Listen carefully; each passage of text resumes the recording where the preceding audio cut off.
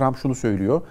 Moskova'yı ne çok tehdit altında hissettirelim ne de Ukrayna'yı arkasını desteksiz bırakalım, işgali hazır hale getirelim. Dengelenen bir tehdit siyaseti olduğunu ben düşünüyorum. Putin'in şu anki işgal ettiği coğrafyalardan çekileceğini ben maalesef ki düşünmüyorum. Çünkü Azak Denizi, Kerç Boğazı, Kırım, pazarlık masasında Putin buralardan geri adım atmaz. Yani Çin diyor ki ben sadece bir ekonomik güç değilim, geleceğin bir askeri gücü olarak hazırlanıyorum. İkinci Dünya Savaşı'nın 80. yıl dönümünde Çin çok büyük bir gövde gösterisi yaptı.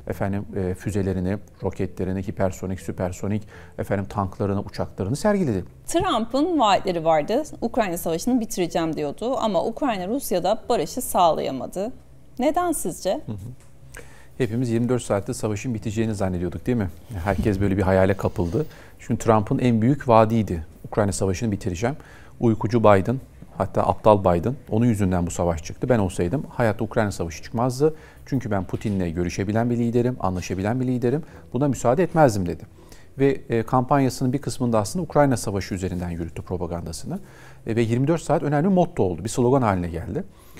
Evet, çok iyi niyetli olsaydık belki buna inanırdık ama uluslararası ilişkilerin realist doğasını da bildiğimiz açısından 24 saat değil, belki de 2400 saat geçse bu savaşın bitmeyeceğini hepimiz çok çok iyi biliyorduk. Ve öyle de oldu. Keşke bir saatte bitseydi ama bitmedi. Trump bunu belki kendi de biliyordu. Ukrayna Savaşı'nın sadece Rusya ile Ukrayna arasında mesele olmadığını, bunun aslında Rusya'nın, daha doğrusu Avrasya Bloğu ile Atlantik Bloğu arasında yeni bir alan hakimiyeti mücadelesinin bir yansıması olduğunu Trump da çok iyi biliyordu. Ve Vladimir Putin bu Kutsal Savaş adıyla başlatmış olduğu bu operasyon niteliğindeki işgal sırasında da bunu defalarca kendisi ifade etti. Ben Moskova'yı veya Rusya'nın ulusal güvenliğine tehdit oluşturacak bir Ukrayna devlet yapılanmasına müsaade etmem diyerek neonaziler kisvesi altında da bugüne kadarki işgal haritasını devam ettirdi.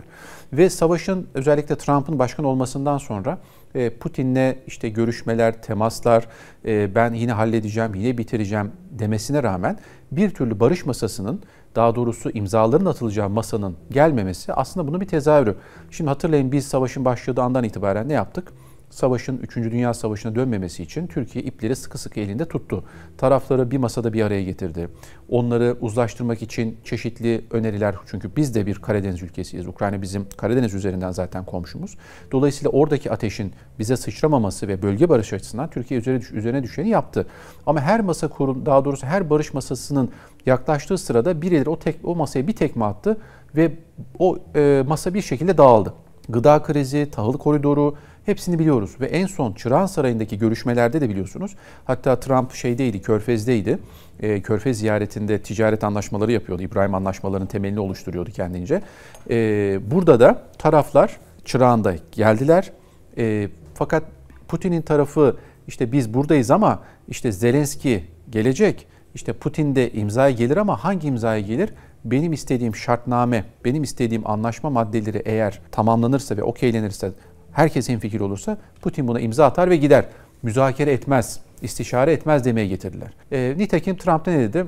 Ben hemen uçağa atlar gelirim. Ama Alaska zirvesi belki bunun bir kırılma anıydı. Dedik ki bu iki ülke devlet başkanı, zaten biliyorsunuz ikisi konuşabiliyor. Liderler diplomasi süreci. Hani devletler arası ilişkilerden ziyade liderler arası ilişkilerin ön planda olduğu bir Alaska zirvesi gördük. Putin son derece rahattı, espriler yapıyordu, gülüyordu. Trump biraz daha gergindi. Kırmızı Halı'da karşıladı, alkışladı. Donald Trump kendi makam arabasında Putin'i aldı, toplantı yerine götürdü. Şimdi bunlar da çok önemli imaj olarak biliyorsunuz. Ama kapalı kapılar ardında Putin öyle bir şey söylemiş ki Gülsüm Hanım, Trump ve danışmanları bembeyaz kesilmiş. Böyle bir bilgi sızdı içeriden. Demek ki Putin dedi ki ben işgal haritamdan geri dönmeyeceğim. Ve siz ne kadar bana baskı yaparsanız yapın, siz bitti dediğiniz diye ben bu savaşı bitirmeyeceğim. Kendi çıkarlarımı koruyana kadar. Şimdi bir sonraki görüşme meselesi önemliydi. Çünkü o bir sonraki görüşmede barış anlaşması diyoruz ama hayır. Ateşkese yaklaşacağımız bir anlaşma, silahların susacağı bir anlaşma, mutabakat olur mu diye tabii hepimiz kafamızda düşünürken bir türlü bir sonraki anlaşmanın yeri tanımlanamadı. Efendim Putin dedi ki gelin Moskova'da görüşelim. Biz dedik ki gelin gene İstanbul'da olsun. Çünkü İstanbul işte 21. yüzyılın Cenevre'si olarak hep söylediğim barışın merkezi olabilir. 3 kıtanın birleştiği coğrafya, tarihi bir coğrafya. Yani Türkiye'nin zaten rolü belli. Amerika Birleşik Devletleri işte Dubai'yi önerdiler, Macaristan'ı önerdiler, çeşitli önermeler oldu. Ama kimse bir şekilde şurada yapılacak şeklinde net bir tavır ortaya koyamadı. Yani Ukrayna dosyasını devraldıktan sonra aslında gerçekler 24 saatte ben bu savaşı bitiririm diyen Trump'ın yüzüne çarpmaya başladı. Bir tokat gibi. Şimdi birinci engel Avrupa Birliği. Özellikle Polonya ve Baltıklar Trump'ın Ukrayna'yı masaya zorlamasından korkuyor. Çünkü şöyle bir korku var Baltık ülkeleri ve Polonya, hatta Batı Avrupa Yarımadası olarak bunu görelim.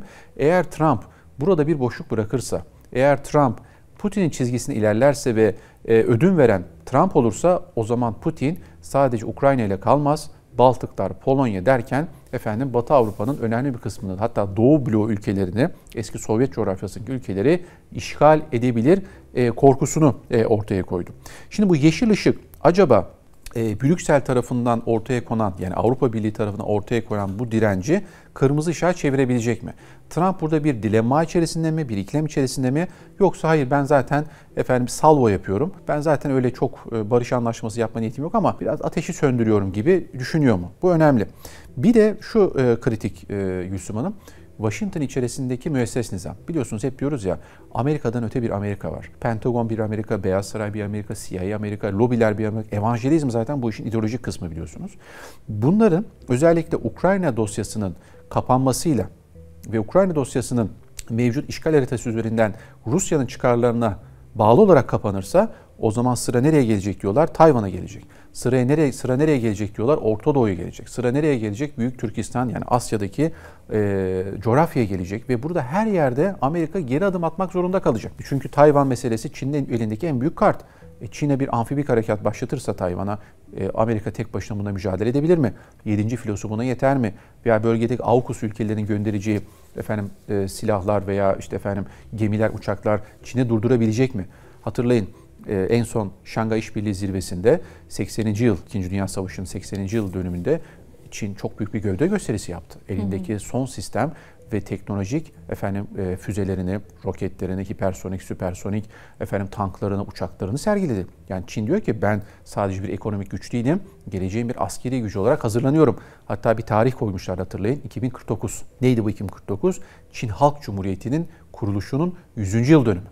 Şimdi o zaman böyle bir psikolojik ve böyle bir duygusal hedef koyan Çin'i biz 2049'a kadar büyük bir ivmelenme içerisinde göreceğiz mi? Bence biraz göreceğiz gibi geliyor. Şimdi dolayısıyla Putin de aslında şöyle görebiliriz Gülsüm Hanım, karşısındaki liderin duygusal zekasına da oynuyor. Yani şunu söylüyor Trump'a, sen Biden değilsin. Biden bir hata yaptı. Sen iyi bir tacirsin, iyi bir esnafsın, iyi bir iş adamısın. Konuşabiliriz. Gel konuşalım. Nerede konuşalım? Moskova'da konuşalım. Ben sana güvendim. Alaska'ya geldim. Tamam, Alaska benim eski coğrafyam ama sonuçta senin hakimiyet alanında olan bir eyalete geldim. En büyük eyaletine geldim. O zaman bir sonraki görüşmeyi de Moskova'da yapalım. Hatta Putin ne dedi? Ben Zelenski'yi de davet ediyor. Bütün güvenlik önlemlerini alacağım. En üst düzeyden alacağım. Hiç korkmasın Zelenski. Onun kılına kimse zarar veremez dedi. Şimdi Zelenski buna inanır mı? Trump buna inanır mı? Avrupa buna inanır mı? Bu da son derece önemli. Dolayısıyla burada bir de şöyle bir durum var söz konusu. Liderler diplomasi dedim ya, devletler arası ilişkileri bypass ederek liderler nezdinde farklı bir katmanda görüşme trafiği başlatmak. Şimdi bunun riskleri de var Gülsüm Hanım. Çünkü devletler arası ilişkilerde uluslararası hukuk, uluslararası ilişkiler teorileri ve belli kaideler üstünden yapılır. Ama siz bunu bypass ederek liderler zirvesine taşıdığınız zaman, liderler kapsamını taşıdığınız zaman bazı açık alanlar bırakabilirsiniz. Ben bunu yine ifade etmiştim. Alaska zirvesinde şöyle bir anlaşma oldu mu Ukrayna Savaşı veya Ukrayna coğrafyası üzerinde? 6 Amerika'nın, Ukrayna'nın, üstü Rusya'nın. Yani el sıkışırken Trump elini uzattığı zaman, Putin elini uzattığı zaman böyle kurban pazarlığı gibi ben sana altını veriyorum, üstünde bana ver. Kabul ediyor musun, etmiyor musun? Bana sorsanız bunu ikisi de kabul etmiştir gibi geliyor bana. Çünkü Trump daha önce ne demişti? 300 milyar dolarlık biz bir harcama yaptık. Bu savaşın bize çok büyük maliyeti var. 18 trilyon dolarlık Ukrayna'nın yeraltı madenleri var. Biliyorsunuz orada değerli madenler var. Daha ismini bilmeyen grafit, uranyum gibi, lityum gibi çok altın var, gümüş var. Şimdi bunların Amerika hepsini istiyorum diyor ve Trump, yine burada hatırlayın çok güzel bir video yapmıştık. Trump diyor ki ben madenciler tarafındayım ve kağıtçılara karşı mücadele ediyorum. Yani ben aslında Amerikan milliyetçiliğinin tarafındayım. Madenler üzerine bir hakimiyet kurarsa kendince oluşturduğu küreselcilere karşı belki bir avantaj sağlayacağını düşünüyor.